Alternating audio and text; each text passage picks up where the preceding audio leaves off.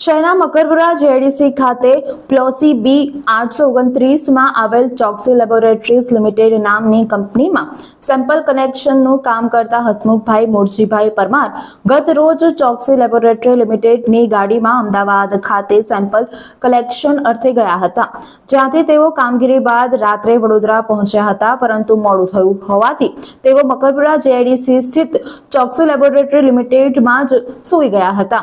શુક્રવારે સવારે જ્યારે મેનેજર તથા સ્ટાફ આવ્યા અને તેઓને જગાડવાનો પ્રયાસ કર્યો, છતાં તેઓ ન જાગતા તપાસ કરી તો તેઓની હાર્ટબીટ તથા પલ્સ ચાલતા ન હતા। તેઓ મૃત હાલતમાં મળી આવ્યા હતા તેમ કંપનીના મેનેજર હિરેનભાઈ દ્વારા જણાવવામાં આવ્યું હતું। કંપનીના મેનેજર દ્વારા આ અંગે કંપનીના અધિકારીઓ તથા મૃતક હસમુખભાઈના પરિવારજનોને જાણ કરી ઇમરજન્સી એમ્બ્યુલન્સ બોલાવી હતી, જ્યાં તબીબો દ્વારા હસમુખભાઈને મૃત જાહેર કર્યા હતા। બનાવને પગલે મૃતકોના પરિવારજનો સગાઓ દોડી આવ્યા હતા અને સમગ્ર મામલે માંજલપુર પોલીસ સ્ટેશનમાં હોબાળો મચાવ્યો હતો અને મૃતદેહનો સ્વીકાર કરવાની ના પાડી હતી।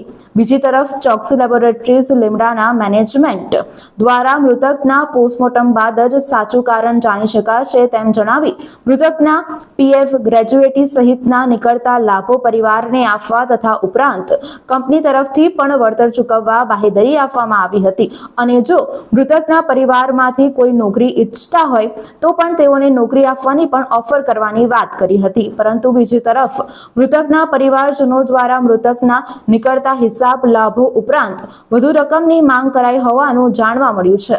હાલ મૃતકના પોસ્ટમોર્ટમ બાદ જ સમગ્ર હકીકત જાણવા મળે તેવી શક્યતા છે।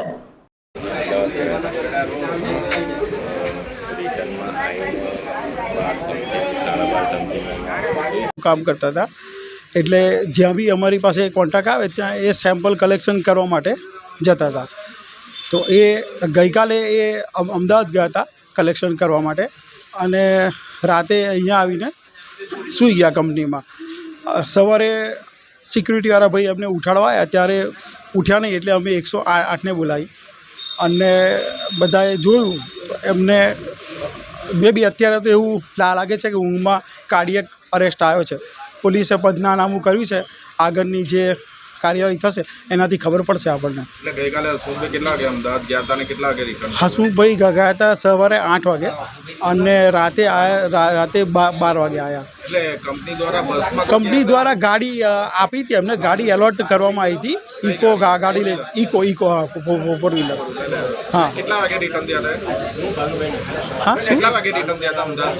એ આવે અહીંયા આગળ 12 વાગે રાતે। હા હા હા, એટલે એને અહીં સુઈ ગયા હતા? હા, અહીંયા સુઈ ગયા। સવારના સિક્યુરિટી દ્વારા જોવામાં આવ્યું? હા, કંપની દ્વારા કંઈક પોલિસી કરી આમાં? હા, એટલે એમના જે ગવર્મેન્ટના હક છે, એમનું પીએફ છે, ઈએસઆઈ છે, એના સિવાય એમના નીકળતા બોનસ જે બી પર્ક્સ છે એ બધું કંપની એના ટાઈમે આપી દેશે। જે બી છે એ અમે લેખિતમાં બી આપ્યું છે। કેટલા સમયથી નોકરી કરતા હતા? હસમુખભાઈ છેલ્લા 23 વર્ષથી કામ કરતા હતા, 22-23 વર્ષ। આપનો પરિચય? હું હિરેન ભટ્ટ છું, અહીં આગળ મેનેજર છું। વડોદરાના સમાચાર જુઓ તથા આપણી ચેનલને સબસ્ક્રાઇબ કરો અથવા સંપર્ક કરો।